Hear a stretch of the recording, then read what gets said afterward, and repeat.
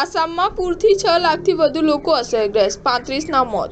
મિઝોરમમાં ભૂસ્ખલન થતાં 3ના મોત. આસામ, મેઘાલય અને ઉત્તરાખંડમાં રેડ એલર્ટ જાહેર. આસામમાં સતત વરસાદને કારણે અનેક જિલ્લાઓમાં પૂરની સ્થિતિ સર્જાઈ છે. 19 જિલ્લાઓમાં 44 લાખથી વધુ લોકો અસરગ્રસ્ત થયા છે. પૂરમાં અત્યાર સુધીમાં 35 લોકોએ જીવ ગુમાવ્યા છે. તિનસુકિયા જિલ્લામાં સોમવારે એક વ્યક્તિનું મોત થયું હતું.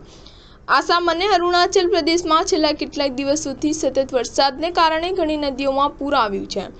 બ્રહ્મપુત્રા, સુબનસિરી, દીખો, દિસાંગ, બુરહીદીહિંગ, જીયાભરીલા, બેકી અને કુશિયારા નદીઓ ભયજનક સપાટીથી ઉપર વહી રહી છે.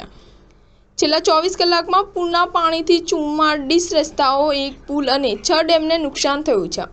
મિઝોરમના આઇઝોલમાં મંગળવારે ભૂસ્ખલનના 4 વર્ષની બાળકી સહિત 3 લોકોના મોત થયા હોવાના અહેવાલ સામે આવ્યા છે. ભૂસ્ખલનને કારણે ટીનની છતવાળા ઇમારત ધરાશાયી થઈ ત્યારે દરેક વ્યક્તિ પોતાના ઘરમાં સૂઈ રહ્યા હતા.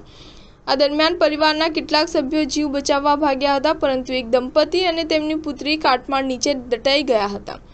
શનિવારે પુણેના તમહીની ઘાટીમાં ફરવા ગયેલો એક યુવક પાણીમાં કૂદી પડ્યા બાદ ભારે વહેણમાં તણાઈ ગયો હતો. તેનો વિડીયો સોશિયલ મીડિયા પર સામે આવ્યો છે. 1 જુલાઈના રોજ રાયગઢ જિલ્લાના માનગાંવમાંથી યુવકનો મૃતદેહ મળી આવ્યો હતો. અગાઉ લોનાવાલાના ભૂશી ડેમમાં પણ 5 લોકો તણાઈને મોતને ભેટ્યા હતા.